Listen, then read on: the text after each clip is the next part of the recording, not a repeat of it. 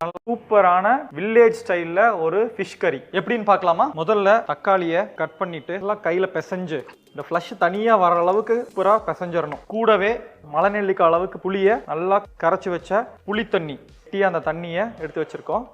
அடுப்பு பற்ற வச்சாச்சு.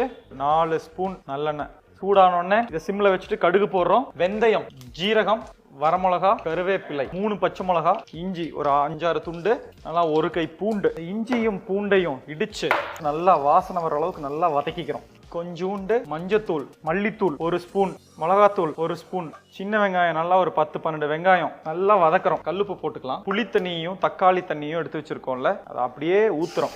மசாலாவை நல்லா குக் பண்ணலாம். ஆட் பண்றோம். சிம்ல வச்சு நல்லா குழம்ப நேரம் கொதிக்க விடுவோம். நம்ம வாஷ் பண்ணி வச்சிருக்கிற மீனை எடுத்து மிதக்க விடுவோம். சிம்ல வச்சு அப்படியே நம்ம குக் பண்றோம். நல்லா மீன் நல்லா வெந்துருச்சு.